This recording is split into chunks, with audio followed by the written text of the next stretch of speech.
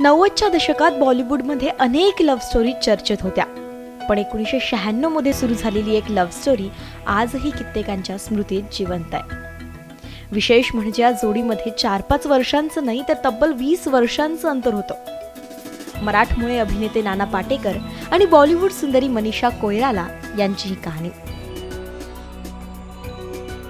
खामोशी the musical, Agnisakshi, युगपुरुष असे अनेक हिट चित्रपट या जोडीला दिले. या जोडीला ऑनस्क्रीन ते ऑफस्क्रीन पर्यंत लोकांनी भरभरून प्रेम दिलंय. 1996 मध्ये अग्निसाक्षी या चित्रपटाच्या सेटवर त्यांची पहिली भेट झाली. 1970 मध्ये काठमांडू, नेपाळमध्ये जन्मलेली मनीषा त्यावेळी फक्त 27 वर्षांची होती. तर महाराष्ट्रातल्या रायगड जिल्ह्यातल्या मुरुड जंजिरा इथे 1951 मध्ये जन्मलेले नाना 45 वर्षांचे होते. वयातलं हे 20 वर्षांचं अंतर सुद्धा त्यांचं लग्न न होण्यामागचं एक कारण मानलं जातं.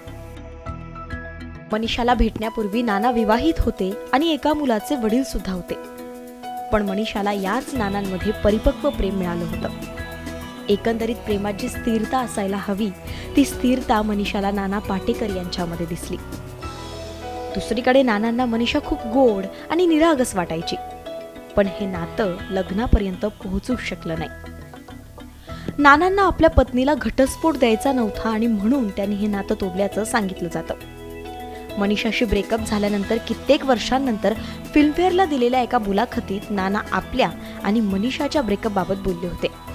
मीडिया रिपोर्ट्सनुसार नाना तेव्हा म्हणाले होते, ती सर्वात संवेदनशील अभिनेत्री आहे. ती एका कस्तुरी मृगासारखी आहे. तिला अजूनही कोणाशीही जुळवून घेण्याची गरज नाहीये.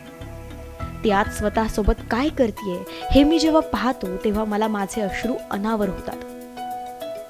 कदाचित आज माझ्याकडे तिच्याबद्दल बोलायला काहीच नाहीये. ब्रेकअप हा आयुष्यातला खूप कठीण काळ आहे.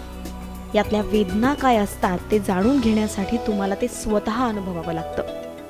मी ज्या दुःखातून गेलोय त्याचं मी वर्णन करूच शकत नाही. याबद्दल माझ्याशी बोलू नका, मला मनीषाची आठवण येते.